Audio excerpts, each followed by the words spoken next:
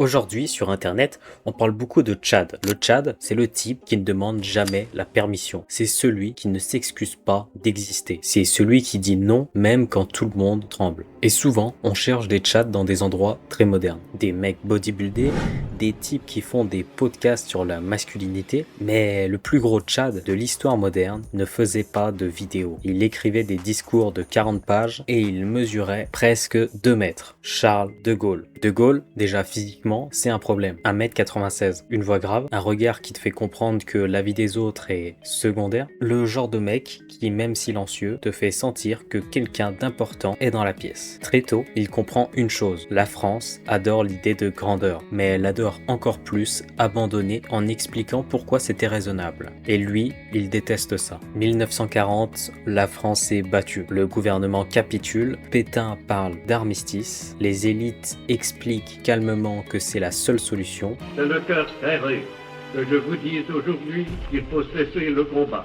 Bref, tout le monde est très intelligent, très raisonnable et très défaitiste. Et là, De Gaulle, comme un énorme Tchad, regarde la situation et fait l'inverse de tout le monde. Il dit non. Pourtant, il n'a ni armée, ni pays, ni soutien, ni légitimité. Mais il a un truc que les autres ont perdu, une colonne vertébrale. Il prend un avion, il part à Londres et il parle à la radio. Le fameux appel du 18 juin. J'invite tous les Français qui veulent rester libres à m'écouter et à me suivre. La défaite française a été causée par la force mécanique, aérienne et terrestre de l'ennemi. L'action foudroyante de cette force mécanique a amené l'effondrement du moral, du commandement et du gouvernement. Devant cet effondrement, deux voies s'ouvrent de l'abandon et du désespoir. Elles menaient à la capitulation. C'est celle qu'a choisie le gouvernement Pétain. L'autre est celle de l'honneur et de l'espérance. C'est celle que nous avons prise, mes compagnons et moi.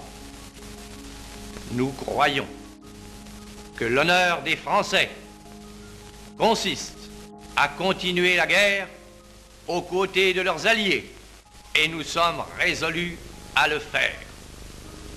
Nous espérons qu'un jour, une force mécanique supérieure nous permettra d'avoir la victoire et de délivrer la patrie.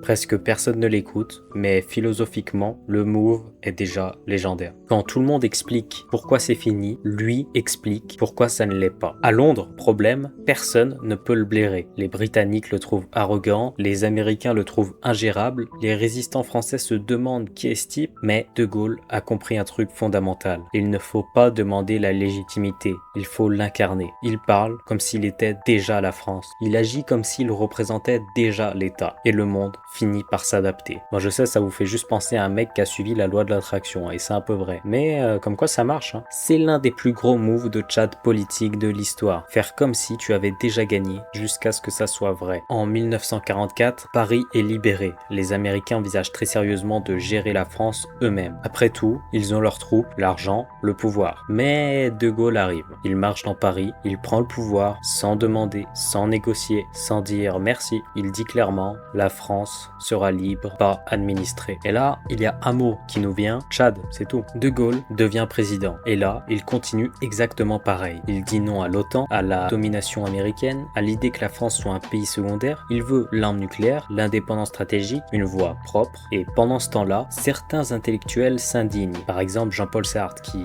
analyse, théorise, critique. Mais De Gaulle, lui, agit. Sartre écrit des livres sur l'engagement. De Gaulle engage un pays. Voilà, petit pic gratuit, mais c'est mérité. 1968, manifestation, grève, chaos. Tout le monde pense que De Gaulle est fini, qu'il est dépassé, qu'il ne comprend plus le monde. Et là, il disparaît. Il part en silence. Panique totale. Puis il revient, il parle, il impose l'ordre et il gagne les élections. Le Tchad n'est pas obligé d'être présent tout le temps, son absence suffit parfois visiblement. De Gaulle propose un référendum. Il dit clairement, si vous votez non, je pars. En fait, c'est un peu ce qu'a essayé de refaire Bayrou, mais c'est beaucoup moins bien parce que, bon, le niveau de charisme, de crédibilité, responsabilité est pas tout à fait le même. Et bref, les Français votent non. Donc, il part. Pas de discours larmoyant, pas d'arrangement, pas de manœuvre politique. Il respecte sa parole. Et ça, aujourd'hui, c'est presque de la science-fiction. Donc, on avait affaire à quelqu'un de courageux, de loyal, qui tenait ses engagements, qui ne s'est pas gavé d'argent public et qui vivait modestement avec sa propre argent, qui était fort, charismatique, déterminé, ambitieux, pragmatique.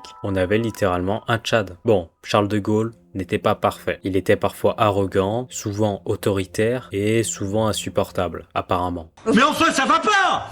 Mais c'est juste insupportable! Mais il avait quelque chose de rare, une vision, une constance et le courage de dire non. Il ne cherchait pas à plaire, il cherchait à durer. Et comme on peut le voir aujourd'hui, les pays qui cherchent à durer, les pays qui ont une vision long terme, qui ont ce qu'on appelle souvent le temps long, eh ben c'est les pays comme la Chine. Et croyez-moi, la Chine, elle a bien évolué, et elle évolue chaque jour, chaque minute, chaque seconde. Mais elle évolue pas de la même manière que nous. Elle évolue en innovant, en s'améliorant. Et je suis pas sûr que nous, ça soit encore le cas. Nous, je pense qu'on évolue dans le mauvais sens. On cherche des Tchads partout sur Internet, dans des mèmes, dans des vidéos, dans des concepts, alors qu'on en avait déjà un, et il était français.